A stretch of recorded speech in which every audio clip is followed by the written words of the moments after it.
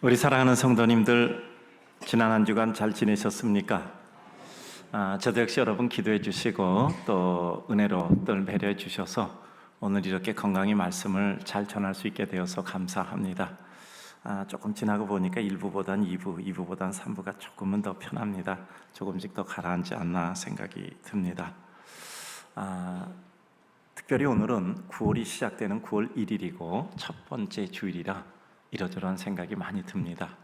어느새 낮에는 덥기도 하지만 아침에는 에어컨 켜지 않고 때로는 온도 좀 높음이 오히려 푸근히 느껴지는 시간도 되었습니다.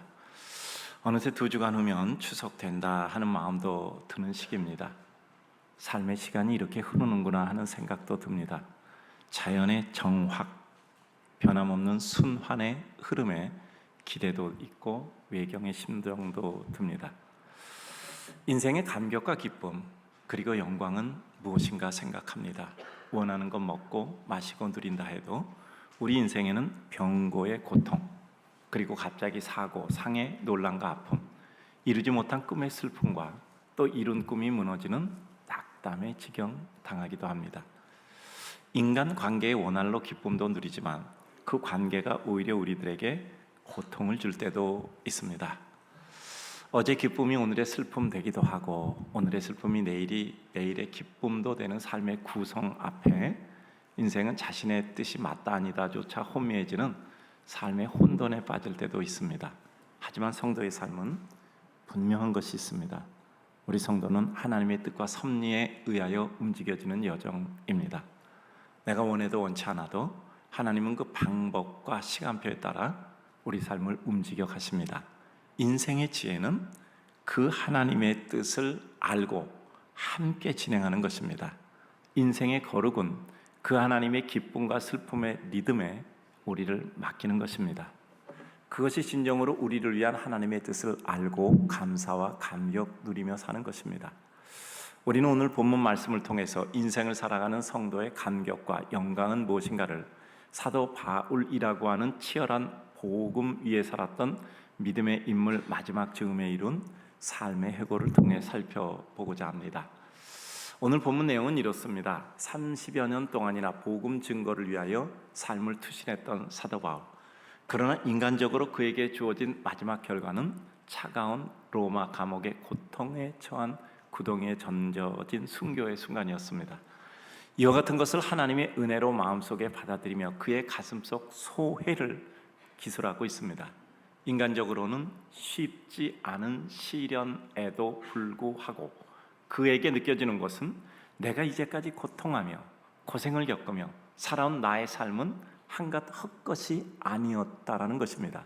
오히려 이제까지 이룬 모든 삶에 대하여 감사하며 마지막으로 그에게 어떤 인간적으로도 견디기 어려운 순간이 엄습해 온다 할지라도 그는 소망과 기대 가지고 주님 앞에 살아왔던 것처럼 또 하나님께 그에게 원하는 삶을 이뤘기에 후회 없이 그 삶을 마치고자 마음 준비하고 있는 장면입니다. 오늘 이러한 사도 바울의 상태 속에서 그의 삶의 파악 그리고 해석 그리고 그가 걸어온 삶의 길에 대한 소회는 주님의 십자가 죽음과 부활 그 길 따르는 인생의 담담한 은혜 여정의 진본을 보여주고 있습니다. 이전의 삶을 잠시 반추합니다. 사도 바울은 항상 그리고 한창 혈기왕성했던 때 하나님의 은혜 속의 복음을 이해하지 못했었습니다. 오히려 하나님 위하여 수고한다고 그는 복음을 오해하였던 거로 예수 믿는 사람 핍박하고 그리고 잡아서 괴롭히는 복음을 방해하는 사람이었습니다. 마음의 정당성 가지고 그 일을 집행했기에 누이춤도 없었고 예수 믿는 사람 잡아다 감옥에 가두고 고통스럽게 핍박을 용기라고 생각했던 사람입니다. 그런데 어느 날 예수 믿는 사람 잡아 감옥에 가두려고 다메섹으로 가는 길 중에서 예수 그리스도를 만남으로 말미암아 그의 삶은 전인격적인 변화를 이룹니다. 그리고 그는 30여 년간 오직 복음을 전하는 일에만 투신을 하게 됩니다. 사도 바울의 연보를 잠시 살펴보면 연보의 오차는 있습니다. 문헌에 따라서 약간씩 다를 수 있으니까요. 그가 다메섹 도상에서 예수 그리스도를 만난 것은 주후 32년경, 사도 바울의 나이 31세 정도로 추측 오차는 약 3년 정도입니다. 예수님이 십자가에 못 박혀 죽으신 후입니다. 60세경에 이와 같은 모든 복음 전하는 여정을 지내다 로마에 도착합니다. 그리고 2년 동안, 그 이후 2년간 로마에서 가택연금의 1차 투옥을 당합니다. 사도행전 28장의 내용입니다. 이때 에베소서, 빌립보서, 골로새서, 빌레몬서, 소위 말하는 옥중서신을 기록하게 됩니다. 62세에서 66세 로마에서 석방 후 4년간 전도 여행을 합니다. 그리고 마게도냐에서 디도서와 디모데전서를 기록합니다. 그 가운데 주 64년경, 그러니 사도 바울의 나이 63세경 로마 대화재 사건 발생으로 네로 황제가 자기의 정치적인 위기를 모면하고자 기독교인들을 방화범으로 몰아 기독교인들에 대한 대대적인 핍박을 시작합니다. 그래서 주 66년 그의 65세에 드로아에서 다시 체포되어 로마로 호송되고 2차 투옥이 됩니다. 그의 디모데 후서를 기록합니다. 그리고 그 다음해인 주 67년 사도 바울의 나이 66세 때 순교합니다. 디모데 후서는 그의 삶의 마지막을 바라보며 쓴 유언과 같은 내용일 수밖에 없습니다. 회심 후에 복음을 위하여 살아가는 길이었지만 그 이후 하나님의 일을 시작했기에 그에게 영광과 은혜로 그 길이 열려진 것만은 아니었습니다. 주님의 복음을 전하기 시작하면서부터 그에게는 고난, 온갖 고통, 아픔, 괴로움, 곤고의 역사였습니다. 산의 위험, 강의 고통, 옥의 갇힘, 매를 맞음, 굶주림과 배고픔, 그리고 춥고 공고함 속에 거한 것이 그의 삶이었습니다. 그러므로 그러함 속에서도 복음이한 그의 행보는 아무 것에도 멈출 줄 모르고 거침없이 이루어졌던 것입니다. 그와 같은 복음 전도의 여정에서 그는 그의 사랑하는 동족 유대인으로부터 모함을 받아 심지어 가이사라에서 감옥에 2년이나 갇혀 있었습니다. 말하자면 로마 1차, 2차 투옥까지 합해서 3번이나 감옥에 갇혀 있었습니다.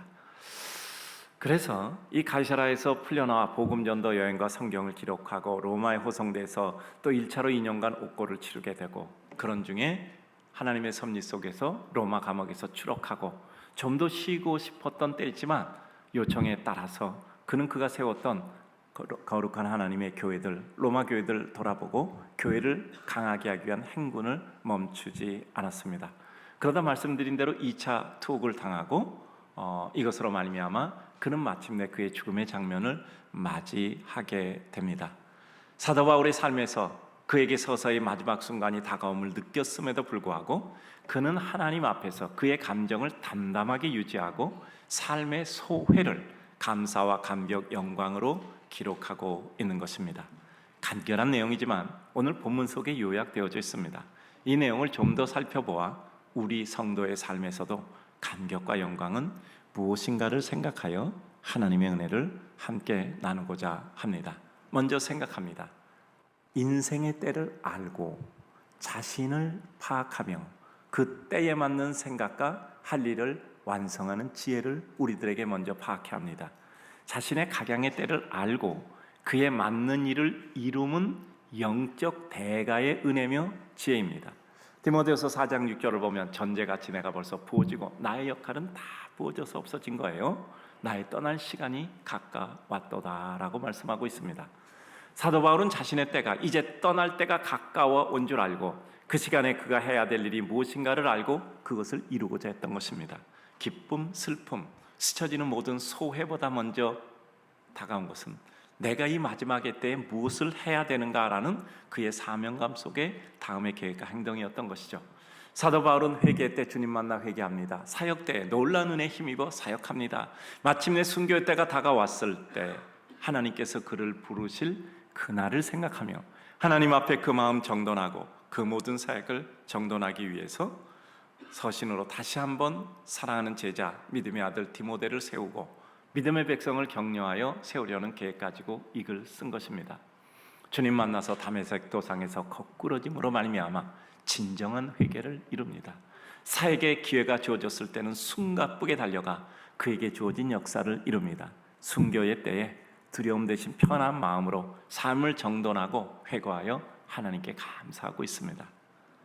우리가 우리의 때를 아는 것은 너무도 소중합니다. 하나님이 우리에게 회개 요구하실 때, 사역을 원하실 때, 사람을 세우게 하실 때, 그리고 무엇을 그들과 함께 이루게 하실 때 각각의 때를 구별하여 우리에게 합당한 일을 하는 것이 하나님의 은혜입니다. 때로는 누군가를 세워 그를 세우고 내가 무대 뒤로 사라져야 할 때도 있겠죠. 하나님은 우리에게 능력이 있을 때, 건강할 때, 지혜가 있을 때, 우리의 손과 발이 무엇을 원하는 대로 움직여질 때 우리에게 사역을 원하십니다. 해당되십니까? 우리에게 무엇인가 노력할 수 있는 기회가 있을 때 배우기를 원하십니다. 하나님께서 우리에게 무엇인가 마지막에 헌신을 요구하실 때 우리를 통해 우리와 그리고 후학들과 후세들까지 세워줄 수 있기를 요청하십니다. 그때 우리가 그때를 구별하지 못해요. 회개 때 회개 못하고 나 자신을 주장한다든가, 사역의 때에 사역을 멀리한다든가, 사람 세워 동역해야 될 때 그 사람 세우지 못하거나, 또 우리는 지혜롭지 못한 일을 한다면 우리는 통한의 마음을 가질 수밖에 없습니다. 우리는 우리에게 주어진 각각의 때 속에서 하나님이 원하는 사역을 이루는 것이 믿음의 백성으로서의 합당입니다. 자신의 때를 알고 해야 할 일을 하면서도 그 자신의 삶을 돌이켜보며 겸허한 심정과 태도를 이룸입니다. 디모데후서 4장 6절 전제와 같이 내가 벌써 부어지고의 부분입니다. 늘 자신은 삶에 대하여 하나님의 은혜로 빚진 자의 심정을 잃지 않습니다. 디모데전서 1장 12절 이하를 보면 그는 직분을 맡아 그 일을 감당한 것에 대하여 그리스도 예수 주께 감사합니다. 전에는 비방자, 박해자, 포행자였었는데 이런 죄인의 괴수인 자신에게 예수 그리스도께서 오래 참으심으로 본을 보여 후에 영생을 얻는 자들에게 본을 보이기 위하여 자신이 긍휼을 입었다고 고백하고 있습니다. 이와 같은 삶, 주님을 위해 고통과 고난, 순환 속에 수많은 일을 했으면서도 교만하지 않고 스스로를 낮출 수 있었던 것은 그의 현재적 성취만을 생각하는 것이 아니었습니다. 그 같은 성취를 이룰 수 있었던 기회를 주님의 용서와 자비와 긍휼을 입었기에 가능한 것이라고 믿었던 겁니다. 그는 그래서 늘 마음을 낮출 수밖에 없었던 것이고 그것이 그의 본된 모습이었습니다. 그러기에 오늘도 그는 거칠었던 삶의 여정을 통해 이룬 아름다운 복음 전파와 열매 그리고 꽃 같은 사역들을 전제와 같이 부음이 되었다, 이미 다 부어져서 나는 드려지고 소진됐다라고 표현하고 있습니다. 여기서 전제같이라는 말을 살펴봅니다. 이 제사에는 구약에 이 제사에는 세 가지 종류가 있습니다. 신약시대도 물론 마찬가지죠. 5가지가 있습니다. 먼저 목적에 따라서 분류합니다. 번제, 소제, 화목제, 속건제, 속죄제. 제가 오늘은 제사에 대한 얘기가 아니까 이름만 말씀하고 왔습니다. 방법에 따라서는 화제, 태우는 것, 거제, 들어 올리는 것, 그리고 요제, 흔드는 것, 그리고 전제, 부어서 드리는 이런 것이 방법에 따라 또 분류되는 방법입니다. 그 중에 주된 화제는 불로 제물을 태워서 올려드리는 제사이며, 전제는 이 화제 위에 보조적인 제사로서 포도주, 독주, 기름 같은 액제를 부어서 드리는 보조적인 제사였습니다. 그러므로 그는 나는 번제처럼 드려졌다고 표현하지 않고 나는 전제, 즉 주된 제사에 보조적으로 뿌려서 소진되는 이와 같은 제사로 나를 드렸다고 고백하고 있습니다. 사도 바울은 많은 신약 성경의 많은 부분을 기록하였고 기독교 교리 체계를 세웠습니다. 그 교리를 실천적 행동으로 실행한 사람입니다. 말하자면 논리와 행동의 실제가 겸비된 대단한 사람이었죠. 또 그 누구보다 선교와 전도의 역사를 이룬 탁월한 영적 지도자였습니다.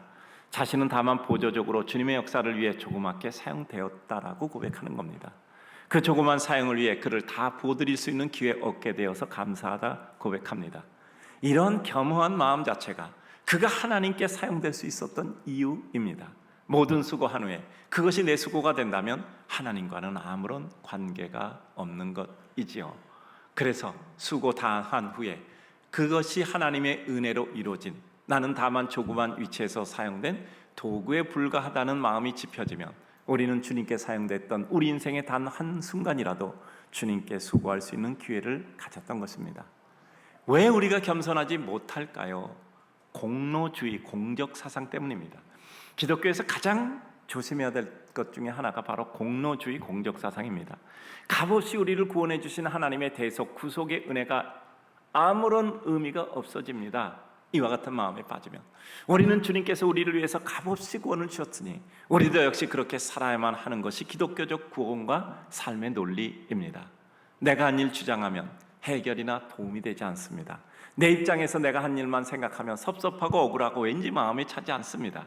이제까지 살아온 모든 것은 우리의 수고, 애씀, 눈물, 시련, 아픔의 결과물, 작품이었을 겁니다. 세상이 그냥 되는 것 있습니까? 세상이 그냥 되는 것 있습니까? 다 값 치르고 대가 치러야 됩니다. 내가 그래서 내 손에 쥐었어요. 그러나 그러함 끝에 인생은 지금 내가 어떤 마음을 가져야 되며 어떤 생각하며 어떤 준비를 해야 하는지, 내가 지금 어떤 일을 해야 하는지 때려 안다는 것이 지혜로운 것입니다. 즉 지난 역사를 하나님의 영광, 그 백성에게 베푸신 은혜로 완성하여 이룰 수 있다면 축복의 반열에 이루는 거죠. 내가 모든 수고를 해서 이뤘지만 그 수고를 하는 마음을 누가 주었을까? 그 능력을 누가 주었을까? 그 인내를 할 수 있는 심정과 견딜 수 있는 힘을 누가 주었을까 생각하면 하나님의 작품이죠.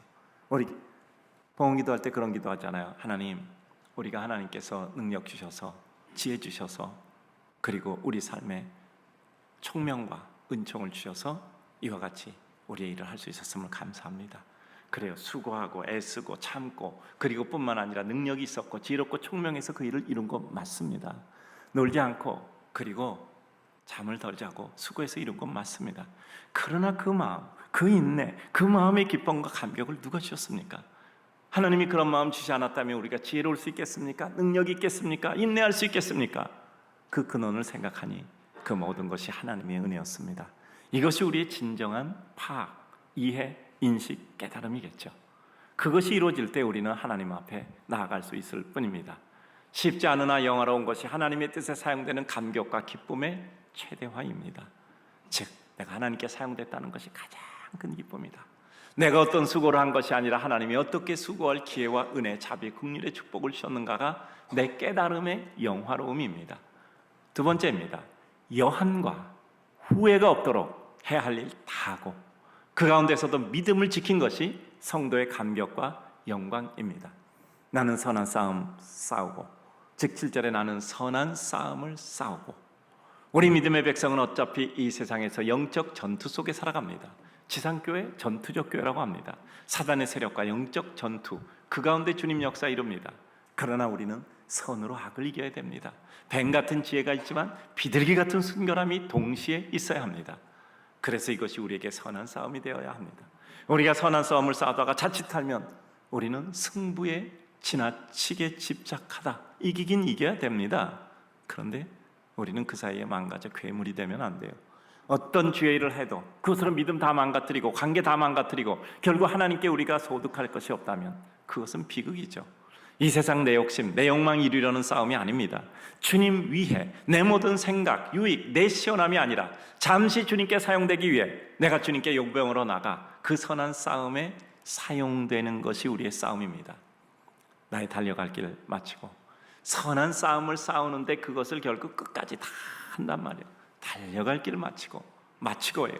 우리는 우리 삶의 영적 인생 경주를 진행합니다. 그 가운데 우리는 아무 후회 없는 삶을 살아야 합니다. 마라톤 선수 힘이 남아서 뛰고 나도 힘이 펄쩍펄쩍 한다면 운영 잘못한 것이죠. 마지막 모든 힘을 다 쏟아 최고의 속도를 내야 하죠. 힘, 시간, 물질, 재능 모두 주위에 사용되고 우리는 주님께 닳아서 없어지고 소진되어서 서 있을 수 없을 때 주님 앞에 주님 이제는 다 된 것 같습니다 하고 주의 품에 안기는 것이 우리의 주님 나라로 건너가는 일이 맞지 않겠습니까? 어떻게 우리 마지막 인생을 맞이하겠습니까? 오늘 그 가운데도 믿음을 지켰다고 말씀합니다. 선한 싸움을 싸우고 나의 달려갈 길을 다 마쳤는데 그 일을 하면서도 우리가 괴물되지 않고 믿음을 지켰다는 거예요.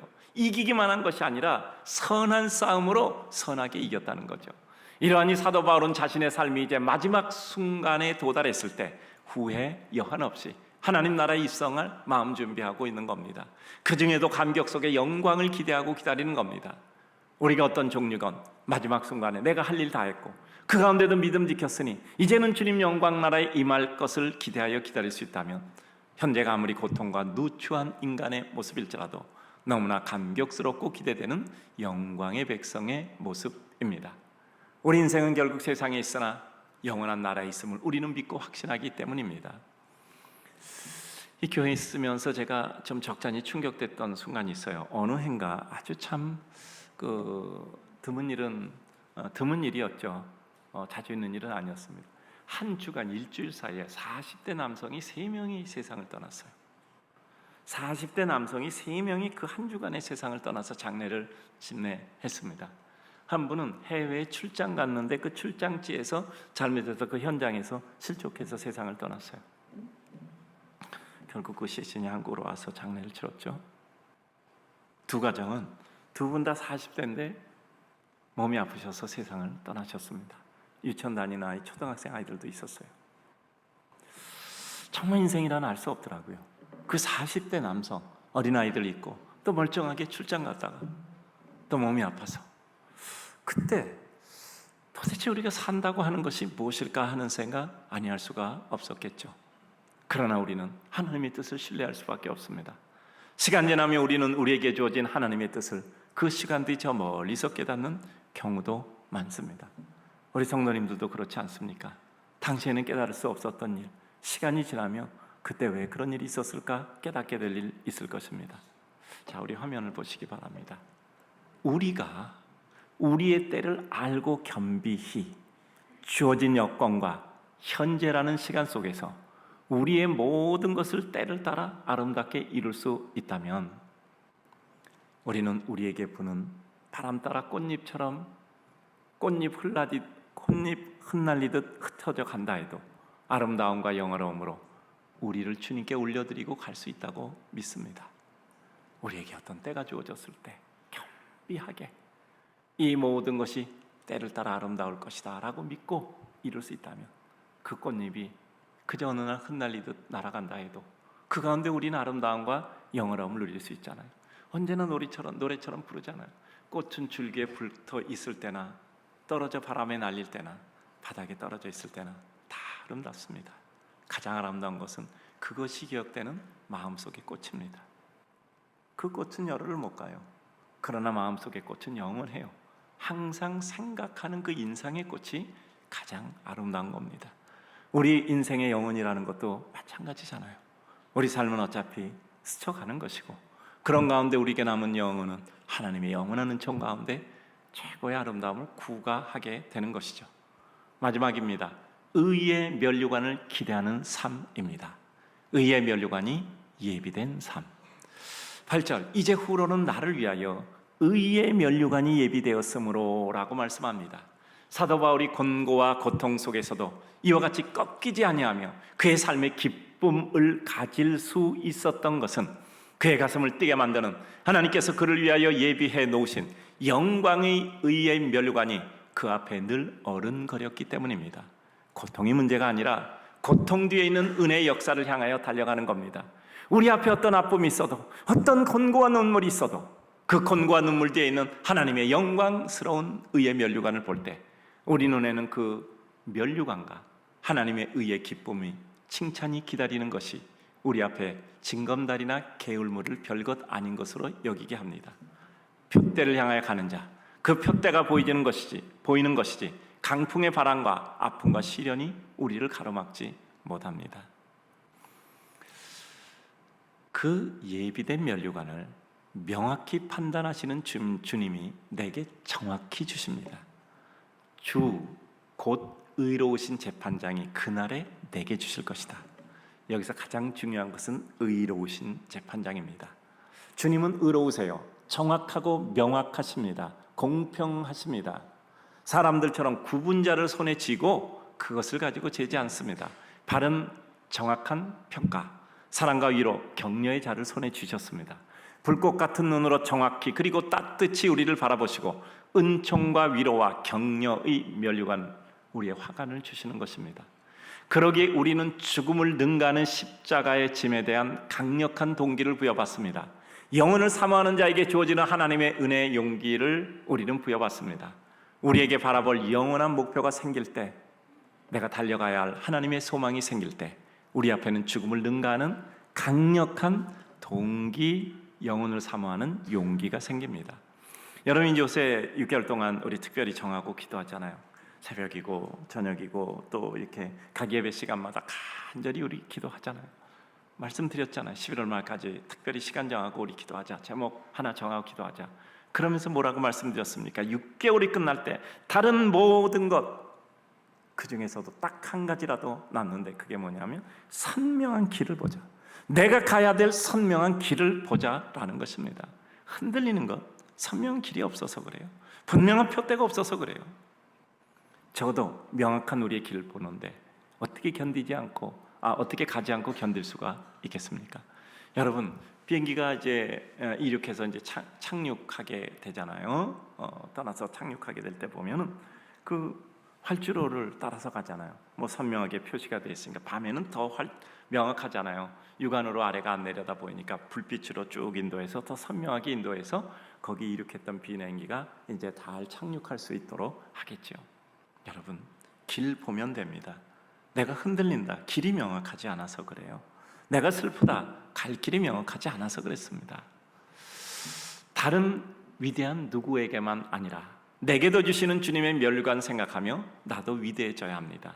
내게만이 아니라 주의 나타나심을 사모하는 모든 자에게는 나처럼 이와 같이 성경을 쓰고 또 뿐만 아니라 많은 전도 여행을 하고 선교의 길을 가고 곳곳마다 교회를 세우고 사람을 양육한 내게만이 아니라 주의 나타나심을 사모하는 모든 자에게 돈이라 라고 말씀하고 있습니다.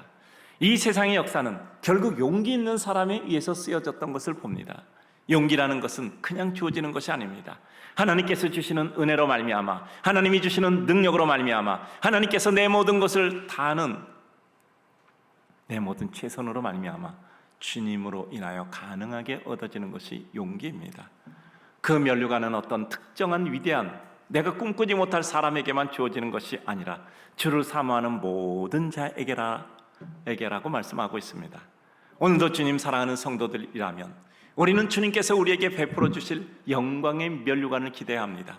그때 내 앞에 놓여진 작은 눈물과 아픔이 문제가 아니라 그럴 것을 향하여 달려가는 은혜의 백성으로서의 기쁨이 있습니다. 저는 오늘도 주님 사랑하는 우리 성도님들을 바라보며 이런 말씀으로 도전 드리고 싶습니다. 과연 나는 지금 나를 생각할 때 주님이 언제 나를 부르셔도 나는 아무런 후회 없이 나의 삶을 살았는가? 주님께서 당장 나를 부르신다고 할 때 내가 주를 위하여 이와 같은 수고를 할 수 있었던 것에서 감사합니다라고 고백하고 나의 모든 사역이 주의 영광을 위하여 주님 앞에 드려질 수 있는 것이니 감사합니다 고백하고 주 앞에 갈 수 있을까 생각합니다. 지금 당장이라도 주님께서 나를 부르실 때 아멘 주 예수여 오시옵소서, 이제까지 베풀어 주신 은혜에 감사하며 이제까지 주를 빛나게 할 수 있었던 작은 일에라도 사용될 수 있었음을 감사합니다 라는 마음 가지고 주님 앞에 달려갈 수 있느냐 하는 것은 우리 삶에 대한 성공과 실패 근거입니다. 제가 오늘 이 말씀을 가지고 도전을 하고자 합니다. 우리 성도님들, 요즘 제가 자주 하는 말이 있잖아요. 우리 성도님께 인식되어 뿌리 박힐 때까지 제가 할 겁니다. 여러분, 우리 꼭 평범하게 살아야 됩니까? 꼭 평범하게 살라는 법이 있습니까? 꼭 평균적으로 살아야 합니까? 다른 사람이 생각하는 대로 나도 꼭 그렇게 생각하고 살아야 됩니까? 비범하면 안 됩니까? 평균 이상이면 안 됩니까? 그렇게 살면 죽습니까? 왜 우리는 비범한 내용을 기도하며 사는 건 평범하게 삽니까? 내가 생각하는 것 이상을 기도하며 이렇게 사는 것은 왜 그렇게 평범하게 사십니까? 이제 우리는 생각을 달리할 필요가 있어요. 아니, 어떻게 평범하게 살면서 비범한 것이 이루어지기를 원합니까? 왜 하나를 투입하고 살면서 10개가 이루어지기를 원합니까? 우리는 10개를 얻게 하면 10개를 얻도록 살도록 내게 힘과 은혜와 능력을 주십시오 하고 그렇게 살아가야 되지 않겠습니까? 너무 공평하지 않습니까? 우리는 하나님께 기도했으면 마음의 뜻을 품고 사는 겁니다. 중요한 건 목표가 무엇인가에 따라 전혀 다릅니다. 늘 말씀드리잖아요. 도봉산 올라가는 게 목표인 사람하고 에베레스트산 올라가는 게 목표인 사람은 근본적으로 사고 기능이 다 다른 거예요. 도봉산 올라가는 사람은 날씨 좋은 날, 기분 좋은 날, 뭔가 상태 좋은 날 4시간 뛰어 올라가면 됩니다. 800m 정도 올라가는 겁니다. 에베레스트 올라가려면요, 비 오는 날 눈 없고 춥고 미끄럽고 넘어져서 다리 부러져도 거기서 끝내지 않고 나중에 생존하기 위해서 그 상태 가운데도 내가 살아남는 법으로 그것을 건너가야 합니다. 그래서 끝까지 가다 못 가도 한 7, 8,000m 아니면 5, 6,000m, 6,000m 이상 올라가는 겁니다. 800m 올라가고 만세하려고 생각하지 마시고요, 8,000m 올라가려다가 6, 7,000m라도 가고 감사합니다 고백하는 것이 뭡니까? 우리 손에 줄 수 있는 게 쥐어지는 거잖아요. 도와준다고 그냥 말로만 도와줄 수 있습니까? 도와준다고 말로만 도와줄 수 있습니까? 사랑은 말로 하는 것이 아니라고 늘 말씀드리잖아요. 눈물과 땀과 피의 결실, 그것이 우리 손에 쥐어짐으로 말미암아 우리는 무엇인가 진실한 기쁨과 감격으로 우리의 삶을 주는 것이 사랑이잖아요.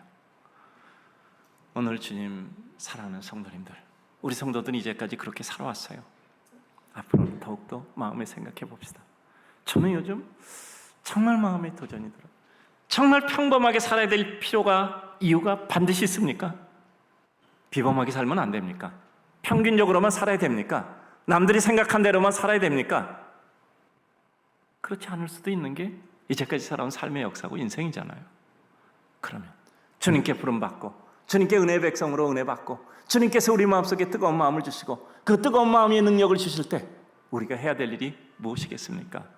주를 위하여 아름다운 은총과 은혜 역사를 이루는 것 아닙니까? 이제 오늘의 말씀 정리합니다. 2025년을 맞이하기 위해서 우리는 오늘 우리 앞에 있는 2024년 9월을 맞아 2024년의 끝을 보고 이 순간에 서 있는 겁니다. 여러분, 올해도 벌써 1월부터 시작해서 9개월이 지났어요. 8개월이 지났습니다. 이제 9월부터 4개월이 남았겠죠. 주목해서 들으셨으면 좋겠습니다. 1월에 계획하고 기도하셨던 것 이루셨습니까? 주님 앞에 헌신하셨습니까? 아름답게 사셨습니까? 여러분, 우리는 이제까지 저 끝을 봐야 돼요. 대단히 중요한 겁니다. 마침표 찍지 않은 문장은 그 뒤에 있는 모든 문장을 다 끌고 들어와요. 여러분, 2024년에 마침표 못 찍으면요, 2025년은 그냥 2024년으로 끌려 들어와서 똑같이 흘러가는 겁니다. 마침표 찍어야 새로운 문장이 시작됩니다.